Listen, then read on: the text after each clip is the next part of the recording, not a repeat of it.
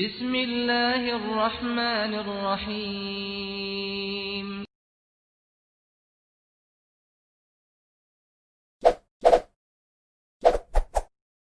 Subscribe, like, and share.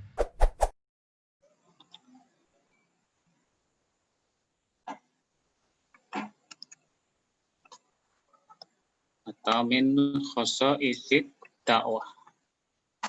Karakteristik dakwah yang pertama adalah al-bu'du an mawatinil khilaf, yaitu menjauhi titik terjadinya ikhtilaf. Ya, itu karakteristik yang pertama, al-bu'du an mawatinil khilaf, menjauhi titik terjadinya ikhtilaf. Apa yang dimaksud dengan ikhtilaf? Ya, mungkin ada yang kita belum tahu. Ikhtilaf itu adalah makhtalafa fihil fuqaha awil ulama fi masailidz dhanniyah, yaitu segala sesuatu yang berbeda pendapat tentangnya para fuqaha dan para ulama di dalam masalah yang mengandung banyak interpretasi. Jadi ikhtilaf itu adalah perbedaan pendapat. Tetapi ingat, ikhtilaf itu yang berbeda pendapat adalah fuqaha dan ulama.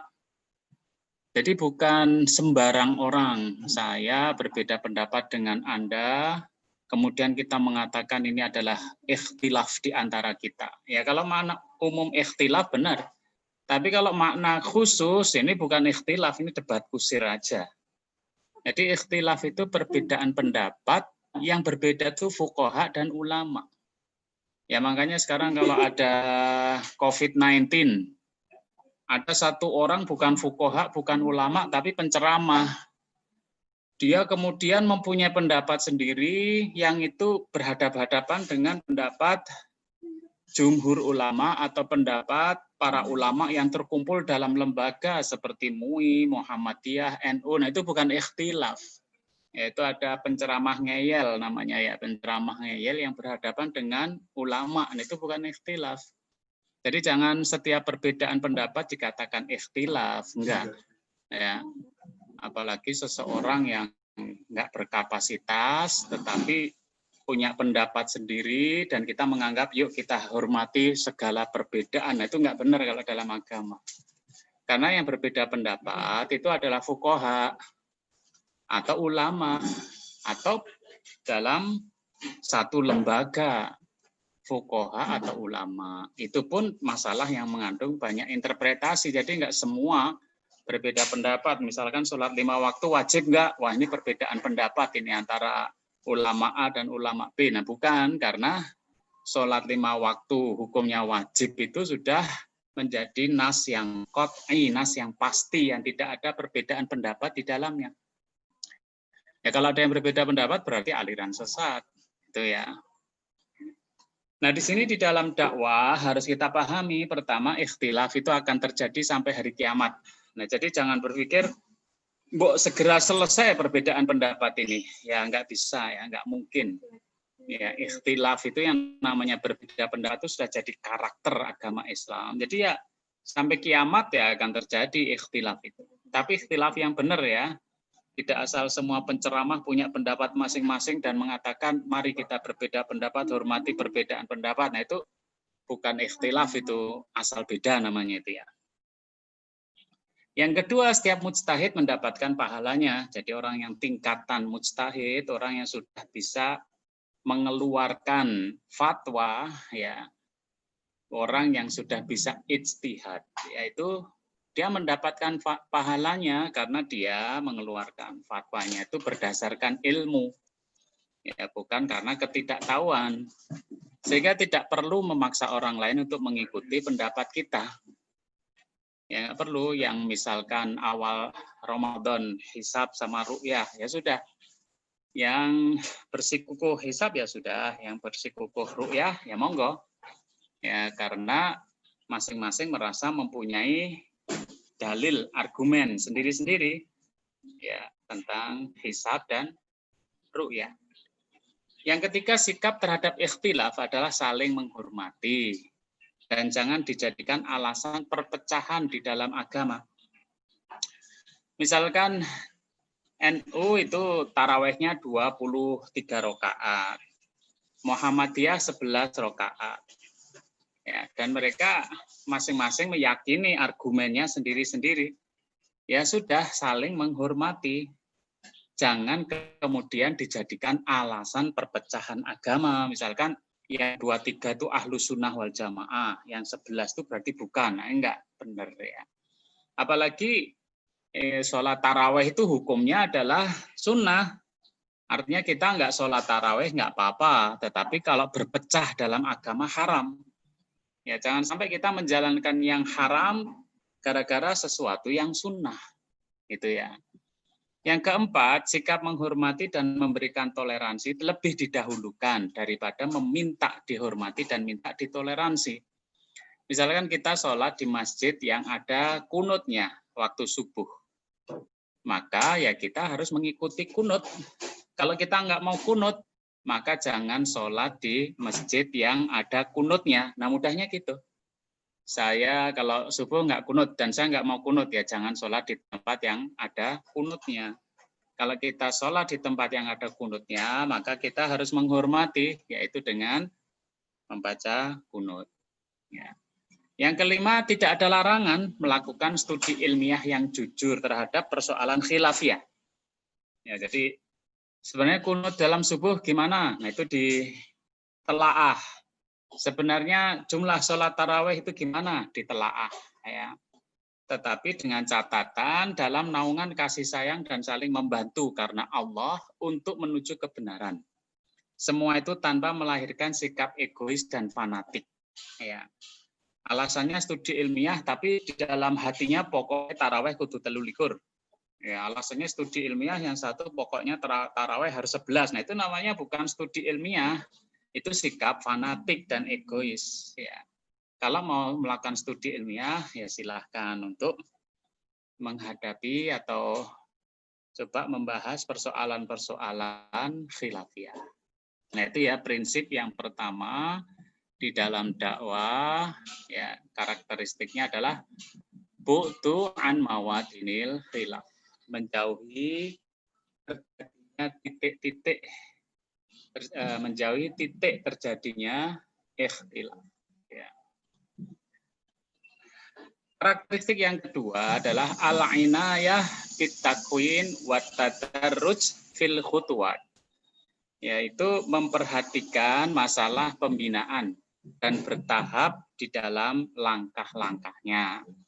Ya. Dalilnya adalah surat Ali Imran ayat 79. Kunu rabbaniyina bima kuntum tu'allimunal kitaba wa bima kuntum tadarrusun. Ya. Hendaklah kamu menjadi generasi Rabbani karena kamu selalu tu'allimunal kitab, mengajarkan Alkitab, wa bima kuntum tadarrusun, dan kamu tetap mempelajarinya. Jadi kita diminta untuk menjadi generasi Rabbani. Ya. Generasi Rabbani yaitu generasi yang melakukan pembinaan terhadap diri sendiri dan masyarakat. Nah, sehingga sifatnya adalah dua, yaitu tu'allimunal kitab, mengajarkan Alkitab, ya. Yang mengajarkan Alkitab itu disebut murabbi, wa bima kuntum tadarrusun, dan mempelajarinya maka itu disebut mutarabbi. Nah, ini memakai fi'il mudhari sehingga keterangan waktunya al-hal wal mustaqbal, yaitu hari ini dan untuk selamanya. Jadi madal hayah, terus menerus. Nah, ini adalah core di dalam dakwah, ya. Ekstrim dakwah itu yaitu mengajarkan Al-Qur'an dan mempelajari Al-Qur'an. Dalil yang lain, Utsman bin Affan radhiyallahu an berkata bahwa Rasulullah SAW telah bersabda, khairukum man ta'allamal Qur'ana wa 'allamahu. Sebaik-baik dari kalian adalah yang belajar Al-Qur'an dan mengajarkannya. Hadis diriwayatkan oleh Imam Bukhari. Ya. Jadi sebaik-baik dari kalian adalah yang belajar Al-Qur'an dan mengajarkannya. Dalam hidup itu gitu, kita harus jadi ustadz sekaligus jadi santri. Ya, kalau jadi ustadz saja, nah kita bisa menyeleweng, ya, karena kita nggak mempunyai santri, merasa kita selalu benar. Ya, tapi kalau kita menjadi santri terus, maka kita juga tertuntut untuk melakukan perubahan karena hanya menerima saja, ya, tidak pernah merasa bertanggung jawab. Nah, jadi dua-duanya dalam dakwah harus ada. Kemudian tadarut bertahap, ya, maka tahapannya bisa kita lihat contohnya di sini. Yang pertama tahapannya adalah Rabtul Am. Ya, Rabtul Am itu mengikat masyarakat umum. Programnya 3, yaitu pelayanan, pemberdayaan, pembelaan. Kalau dengan masyarakat umum kita itu hanya melayani, maka mereka kerjaannya hanya menuntut saja. Ya. Sehingga harus pemberdayaan, mereka itu juga bisa mandiri. Ya, tetapi masyarakat umum seringkali berhadapan dengan kelompok-kelompok yang lebih kuat, ya maka harus ada advokasi, ada pembelaan pada mereka, pembelaan status tanah, pembelaan menerima anggaran, ya, dan lain-lain. Ya, jadi programnya pelayanan, pemberdayaan, pembelaan. Indikatornya itu masyarakat mengenal kita, maksudnya para dai, ya, dan beredar di sekeliling kita. Ya. Basisnya masyarakat umum baik muslim maupun non-muslim. Ya, jadi non-muslim pun ada di sekeliling kita karena kita mengikat mereka. Artinya misalkan kita itu isu sekarang tentang Perancis, Macron. Nah, mereka mengikuti kita, berada di sekeliling kita bahwa sikapnya itu Macron itu nggak benar karena dia mendukung orang-orang yang mengatakan atas nama kebebasan bisa melukis Nabi Muhammad SAW. Ya. Jangan sampai orang sekeliling kita itu selalu terbawa dengan Islamofobia, ya, mempunyai pikiran-pikiran buruk terhadap Islam. Ya. Asmi, ke Bu Tati diajak itu. Siapa yang di luar itu diajak ke Bu Tati, lihat sudah matang belum, kita bawa sini.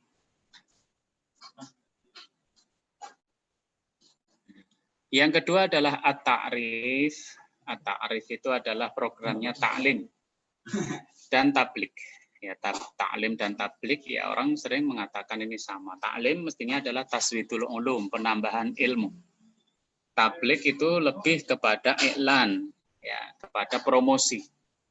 Ya, jadi kalau dakwah umum seringkali tablik, makanya entertainment lebih penting daripada penambahan ilmu.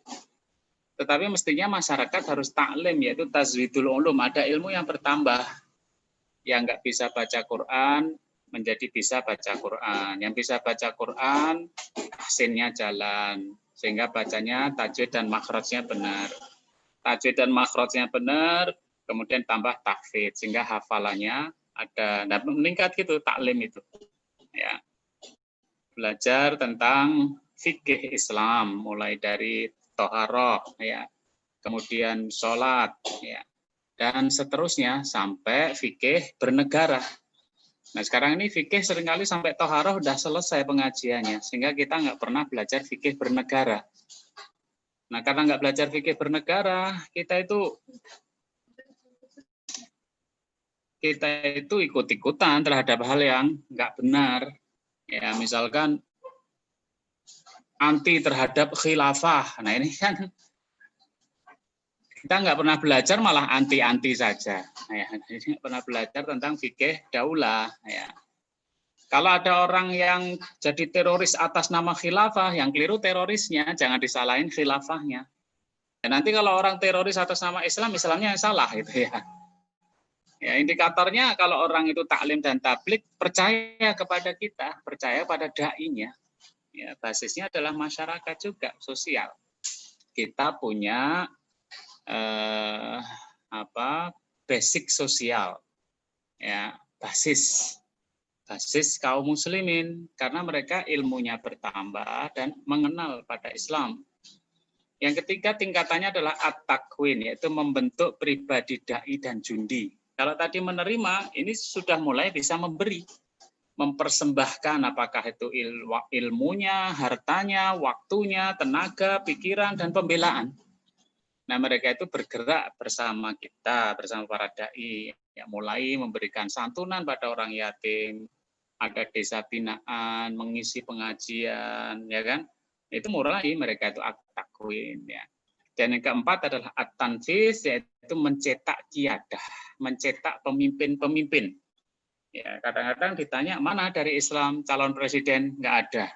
Jadi, ya kita mencetak qiyadah ya tidak sekedar pemimpin maksudnya presiden, pemimpin dalam semua sektor kehidupan kita itu ada muslim yang mumpuni, apakah dia menjadi ustadz, jadi kepala sekolah, menjadi pimpinan BUMN, menjadi komisaris sampai presiden itu orangnya baik-baik semua karena sudah melewati jenjang, ya, melewati jenjang pembinaan. Indikatornya tertata bersama para dai dalam satu struktur, ya, basisnya pemikir dan pengambil kebijakan. Karakteristik yang ketiga adalah isarun nahiyah al-amaliyah al-intajiyah al-di'ayah wal i'lanat, yaitu mendahulukan sisi produktivitas kerja dibandingkan sekedar seruan dan propaganda. Nah, seringkali kalau kita belajar tentang Marxis, maka salah satu alatnya Marxis itu adalah propaganda, ya, agitasi, propaganda, dan seringkali isinya omong kosong. Ya, Lenin itu mengajak masyarakat Rusia untuk kudeta pada Tsar Nicholas, dan dia akan mengatakan membuat Rusia itu semakin makmur rakyatnya. Tapi ketika Lenin berkuasa, ya rakyat Rusia itu semakin menderita, ya apalagi zamannya Stalin ya semakin menderita. Yang penting apa? Propaganda. Demikian pula di Pol Pot, ya demikian pula di Cina, ya dan seterusnya. Jadi, nah Islam nggak gitu, nggak sekedar agitasi, propaganda gitu, tetapi yang lebih penting adalah produktivitas di dalam kerja. Artinya amal nyata itu lebih didorong gitu. Allah SWT berfirman dalam surat yang sudah kita hafal ya, surat As-Saff 2 dan 3, ya ayyuhalladzina amanu lima taquluna ma la taf'alun. Kabura maqtan 'indallahi an taqulu ma la taf'alun. Hai orang-orang yang beriman, mengapa kamu mengatakan sesuatu yang tidak kamu perbuat? Amat besar kebencian di sisi Allah bahwa kamu mengatakan segala sesuatu yang tidak kamu kerjakan. Ya. Jadi jangan kita hanya omong saja, tetapi praktek. Sebaik-baik ilmu itu, ya sebaik-baik orang bodoh itu adalah yang belajar, berilmu. Sebaik-baik orang yang berilmu itu yang dipraktekkan. Dan sebaik-baik orang yang praktek adalah orang yang ikhlas. Ya, jadi mari kita produktivitas itu yang amaliyah yang produktif. Jangan kemudian kita ini bekerja asal sibuk, yang penting sibuk, ya.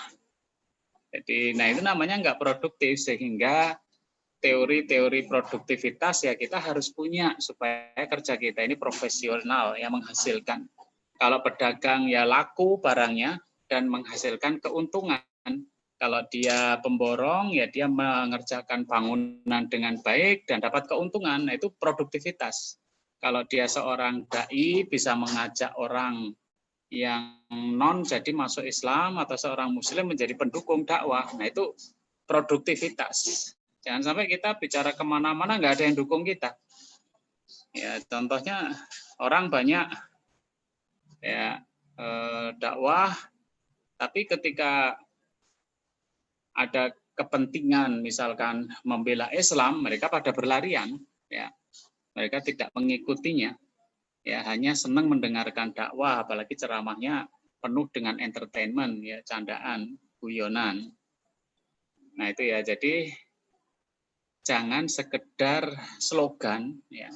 Apalagi zaman sekarang tergantung lembaganya. Kalau umroh maka amaliyah terbaik adalah umroh dan haji. Karena lembaganya lembaga umroh, bimbingan umroh dan haji. Kalau lembaga zakat, wah itu yang mengeluarkan zakat adalah amaliyah terbaik ya. Kalau lembaganya BMT Bank Islam, riba itu haram seperti menzinai ibunya sendiri. Maka nabunglah di tempat saya, gitu kan? Ya itu melariskan dagangannya masing-masing, ya. Apakah itu melakukan perubahan pada masyarakat? Nah, mari kita selalu melakukan penilaian supaya itu membawa perubahan kepada masyarakat, bukan dalam rangka untuk biar BMT kita banyak yang pinjam, ya banyak nasabahnya, bukan dalam rangka bimbingan haji dan umroh kita laku, ya semuanya kan masuknya ke kantong kita, ya. Sehingga ketika nggak umroh ini bingung juga, padahal orang kaya itu kalau nggak umroh dia bisa untuk membantu tetangga sekitarnya. Ya umroh yang mahal itu kalau dipakai untuk modal para pengusaha kecil udah luar biasa, apalagi haji. Nah gitu ya, jadi produktivitas. Yang terakhir adalah al-bu'du an haimanatil a'yan wal barok, yaitu menjauhi dominasi tokoh dan pembesar. Apalagi kalau kita itu sampai kultus kepada tokoh, kultus pada pembesar. Ya. Kalau kultus pada orang baik, bagus ya, lama-lama dia menjadi orang baik. Ya. Tetapi yang dikultuskan harusnya mengajarkan jangan sampai kultus individu ini berlebihan. Ya. Nah maka kita melihat orang yang ustadz, isinya seringkali menyebutkan kalian harus taat sama ustadz, ya kan, supaya taat sama dia. Nah ini nanti kalau udah taat ya proporsional. Ketaatan itu harus dengan kefahaman, ya bukan ketaatan itu taklid, ya mengikuti tanpa mengetahui dasarnya yang jelas. Karena dalam Islam disebutkan wala taqfu ma laisa laka bihi ilm, janganlah kamu mengikuti sesuatu yang enggak punya ilmunya. Nah, kita jangan ngajarin ya masyarakat umum semakin taklid. Ya, wis pokoke awake dhewe nek arep mlebu surga ngomong we muridé Mbah Hasyim. Nah, itu ngajari kebodohan ya. Mestinya kita ajarkan amaliyah-amaliyah apa yang menyebabkan orang itu masuk surga. Tidak kemudian semakin membuat masyarakat itu menjadi bodoh ya dengan mengajaknya untuk kultus. Ya, aliran torekot kadang-kadang terlalu berlebihan juga dalam mengkultuskan. Ya, nah ini di negara-negara berkembang, kultus itu kadang-kadang menjadi sebuah kebutuhan bagi masyarakat. Ya. Rasulullah SAW menyebutkan laisa minna man ta'ila asabiyah. Bukan termasuk umat orang yang mengajak pada fanatisme, baik fanatisme golongan maupun fanatisme tokoh. Ya, pokoknya saya ngomong tokoh ini bener ya gitu kan.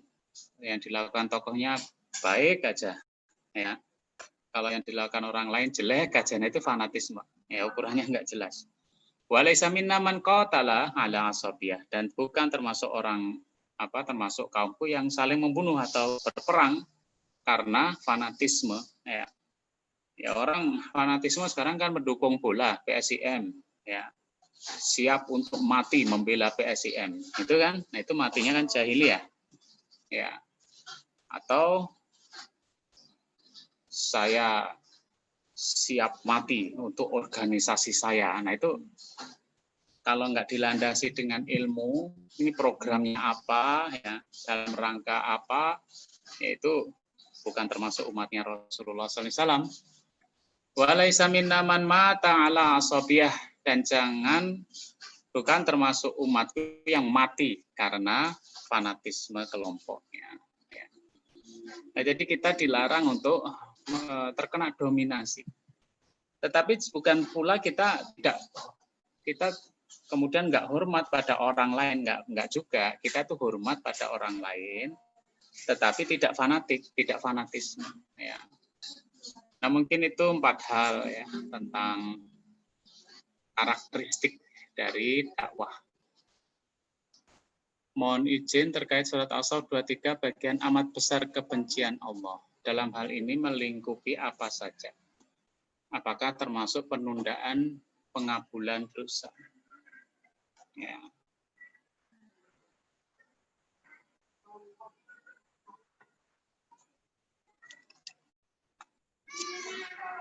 Jadi yang disebut kabura maktan indallah, Allah itu murka, ya, dan murkanya itu murka besar, ya, kepada seseorang yang dia itu hanya berbicara saja, tetapi tidak beramal.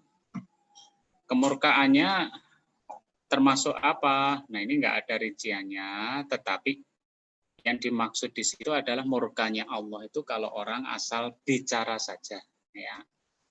Tetapi juga harus proporsional. Proporsional itu di dalam tafsir Ibnu Katsir disebutkan kalau semua orang menunggu dirinya sempurna baru mengajak orang lain, maka tidak ada orang yang sempurna. Ya, artinya di situ adalah aslih nafsaka wa du'u ghairak. Ya, sembari kita itu memperbaiki diri kita mengajak orang lain. Ya, bahkan kadang-kadang perbaikan diri itu bisa lebih cepat dengan cara mengajak orang lain, karena orang lain juga akan menjaga kita. Kalau kita ngajak-ngajak orang sholat, maka orang lain juga akan menilai kita, kamu sholat enggak? Ya. Sehingga orang akan menjaga kita, kalau enggak sholat kita akan dikecam. Ya, itu merintah kamu enggak melakukan. Nah gitu kan. Kalau di dalam amar ma'ruf nahi mungkarnya Imam Ibnu Taimiyah itu sampai pada tingkat bagi orang yang pemabuk, peminum minuman keras, maka dia wajib juga untuk amar ma'ruf nahi mungkar, yaitu tidak mengajak orang mabuk seperti dirinya, ya, melarang orang untuk mabuk seperti dirinya, padahal dia pemabuk, gitu kan.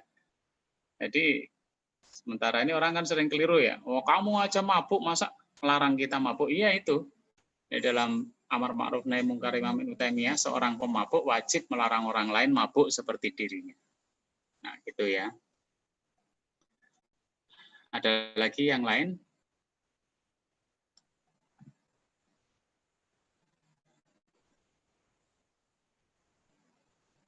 Ada yang mengatakan bahwa umat di Indonesia saat ini membutuhkan seseorang tokoh yang kuat di tengah banyaknya permasalahan saat ini. Apakah mungkin ini bisa menjurus ke fanatisme tokoh? Ya.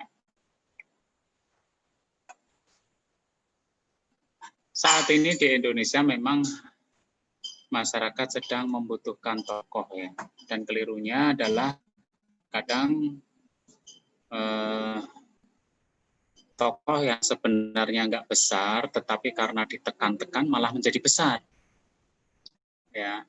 Jadi kita sendiri hati-hati ya, kita itu mau menghilangkan kejahatan kemaksiatan atau promosi kejahatan dan kemaksiatan, itu kita harus bisa membedakan. Karena kalau enggak, kita itu kesannya mau menghilangkan kejahatan, tetapi malah promosi dan orang pengen nyoba. Ya, demikian pula dengan tokoh, kita nggak suka dengan tokoh si A, tapi sering mengomentari. Kita komentari di sosmed, kita komentari di tulisan. Akhirnya orang itu sebenarnya nggak terlalu perhatian pada tokoh tersebut, tapi karena sering kita komentari, orang jadi melihat ulang siapa sih dia itu, betapa hebatnya dia, ya kan. Makanya hati-hati di sosmed. Kalau ada tulisan yang nggak baik, nggak usah dikomentari, nanti semakin populer orangnya. Ya. Jadi nggak usah dikomentari orang-orang itu, biar aja dia ngomong sendiri. Ya. Bahkan kalau di sosmed atau YouTube, orangnya malah banyak, ya, banyak yang mencari sensasi supaya viewernya bertambah. Ya. Nah, sedangkan di Indonesia ini saat ini memang membutuhkan tokoh, sehingga tokoh yang seperti Habib Rizik Syihab itu yang dulu biasa-biasa saja, dan artinya FPI itu dari dulu ada yang mimpin juga beliau, dan beliau juga dulu biasa di penjara dan nggak ada masalah. Ya, tetapi ketika zaman sekarang ini tidak ada tokoh yang tampil dengan kekuatan dan dengan ilmu, maka kita lihat orang-orang menjadikan Habib Rizik Syihab sebagai tokoh panutan. Ya, 212 di tangan beliau menjadi kekuatan yang sangat besar dan ditunjukkan kembali dengan kepulangannya dari Arab Saudi yang disambut oleh jutaan umat. Ya. Apakah bisa menjurus kepada fanatisme? Ya, tentu saja bisa. Yaitu bisa menjurus kepada fanatisme. Tetapi yang terpenting adalah bagaimana kita tetap mengajarkan kepada masyarakat untuk tidak taklid buta kepada setiap tokoh. Ya. Sehingga kalau kita ikut itu ikut dengan ilmunya. Ya. Jangan memberikan taklid buta. Yang penting kan itu. Kalau kita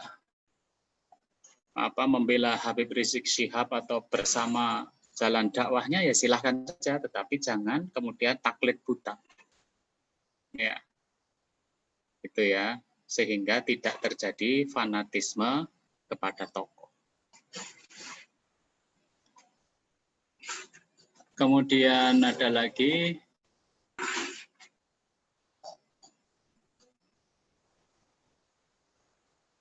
yaitu batasan antara fanatisme dengan takzim terhadap guru misalkan. Ya. Sebenarnya takzim di dalam Islam itu banyak ya. Dan kadang-kadang memang tidak mesti orang itu adalah strata sosial yang tinggi atau ilmu yang tinggi atau memang orang soleh, enggak. Misalkan kita hormat sama orang tua, memang status sosialnya tinggi, belum tentu juga. Ilmunya tinggi, belum tentu juga. Dia orangnya soleh, belum tentu juga. Tetapi karena posisi dia adalah orang tua, maka kita diperintahkan untuk hormat. Demikian pula terhadap tetangga, terhadap tamu. Jadi posisinya apa? Nah sekarang misalkan pada orang berilmu, ustadz atau orang alim. Ya, coba kita bandingkan dengan tetangga kita yang status sosialnya juga nggak tinggi, ilmunya nggak tinggi, orang nggak soleh, itu aja kita suruh hormat pada tetangga. Nah apalagi kalau kita bertemu dengan orang alim, yang orang alim itu memang menghibahkan hidupnya, waktunya, biayanya untuk mengajarkan kepada masyarakat, ya mestinya lebih layak kita menghormati dia, apalagi memang diperintahkan oleh Allah kita menghormati orang yang alim karena ilmunya. Ya. Nah, sehingga batasan-batasan menghormati itu adalah batasan-batasan manusiawi. Ya, batasan-batasan manusiawi sebagai bentuk penghormatan. Misalkan kita tidak bersuara keras pada guru kita menundukkan pandangan pada guru kita, ya kita menyambut ketika ada perintah dari dia, kalau perintah itu benar, dan seterusnya. Jadi batas-batas manusia penghormatannya, bukan batas-batas sampai melebihi batas manusia, misalkan guru kita nanti yang bisa memasukkan kita ke surga. Nah ini ya nggak benar. Tapi kalau orang soleh bisa memberi syafaat, iya. Kalau nanti orang soleh itu masuk surga, dia bisa memberi syafaat kepada kita, benar.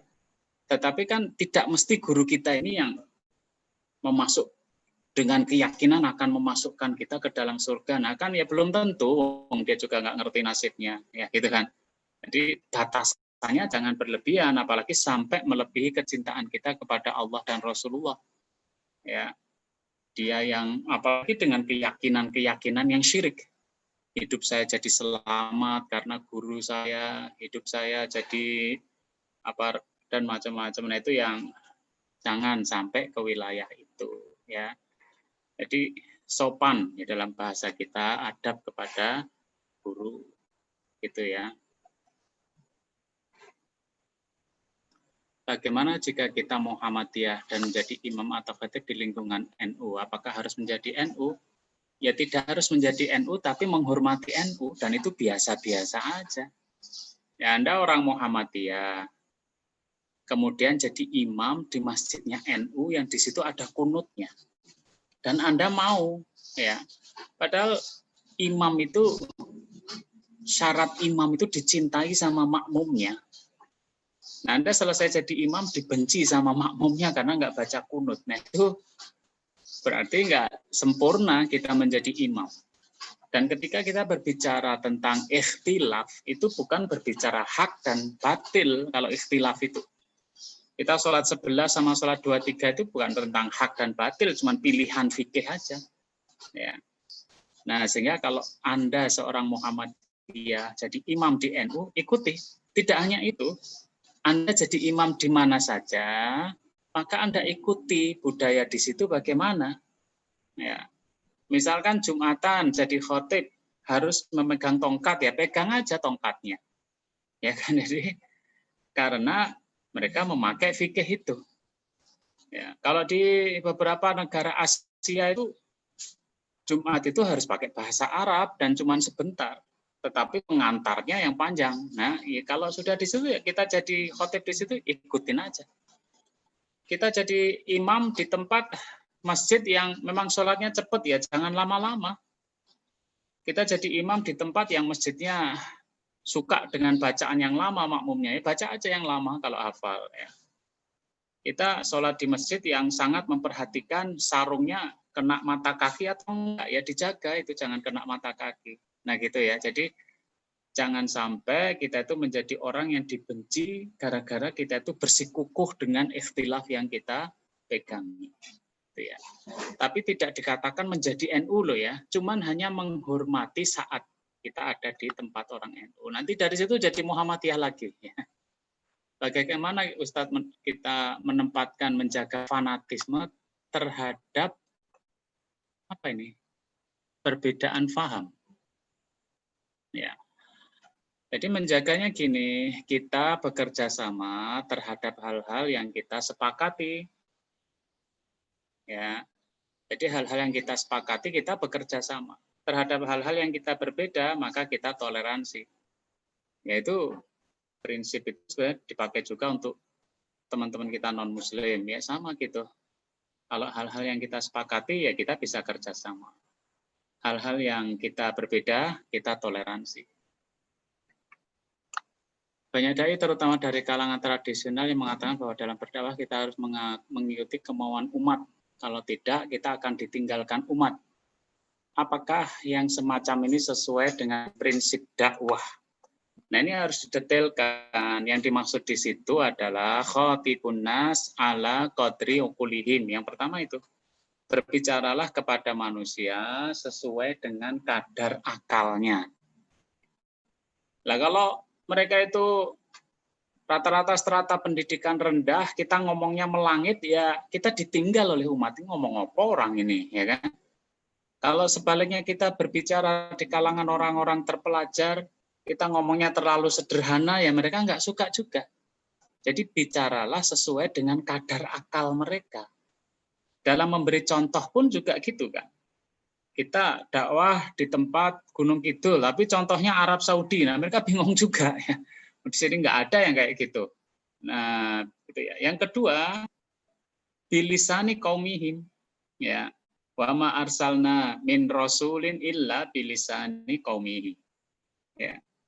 Tidaklah kami mengutus seorang rasul pun kecuali berbicara dengan bahasa kaumnya. Bahasa itu menunjukkan budaya. Kalau kita belajar bahasa Inggris pasti belajar budaya Inggris, ya.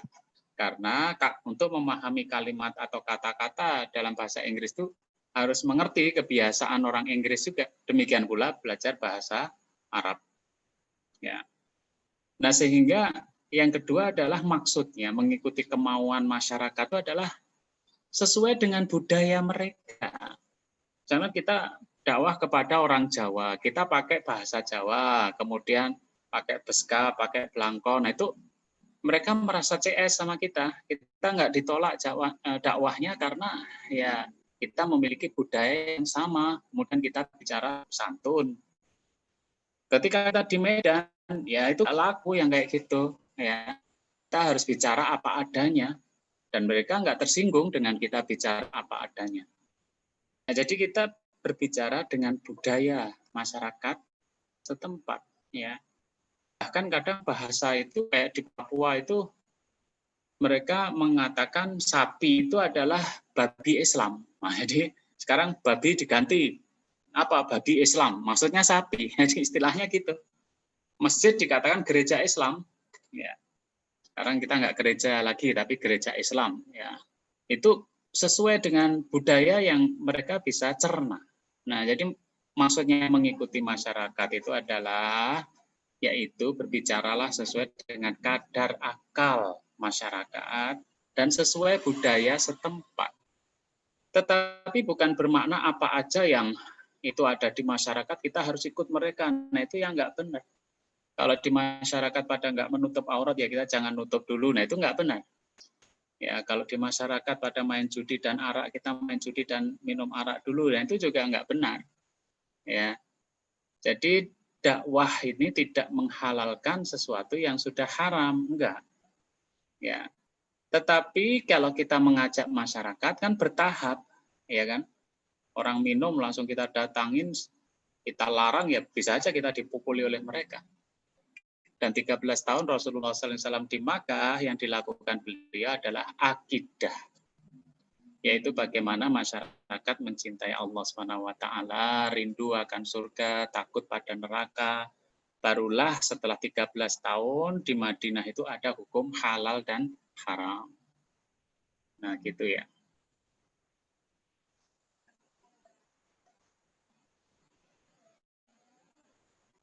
Jadi harus tepat ya. Kata-kata mengikuti kemauan umat itu harus tepat kata itu.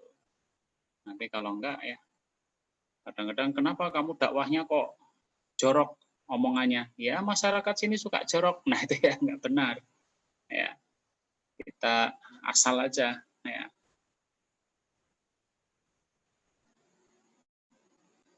Monggo kalau masih ada. Kalau enggak ditulis bisa dengan langsung lisan. Itu ya 4 prinsip dakwah kita. Ya, pertama bu'tu an mawatinil khilaf, yaitu menjauhi titik-titik terjadinya perbedaan pendapat. Ya. Kemudian yang kedua dakwah kita prinsip dari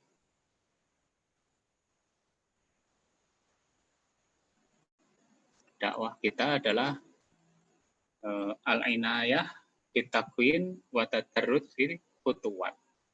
Memperhatikan pembinaan dan bertahap di dalam langkah-langkahnya. Kemudian yang ketiga itharun nahiyah al-amaliyah al-intajiyah alat ti'ayah wal i'lanat. Ya, mendahulukan sisi produktivitas kerja dibandingkan sekedar seruan dan propaganda. Ya. Dan yang terakhir adalah al-bu'tu an haimanatil a'yani wal kubara, yaitu menjauhi dominasi tokoh dan pembesar. Baik, karena sudah tidak ada lagi yang bertanya, semoga karakteristik dakwah yang saya jelaskan pada malam hari ini cukup jelas. Mari kita akhiri pertemuan kita dengan membaca doa kafaratul majelis. Subhanakallahumma. Kurang lebihnya saya minta maaf. Nanti kalau mau minta slide-nya ya ke panitia. Assalamualaikum warahmatullahi wabarakatuh.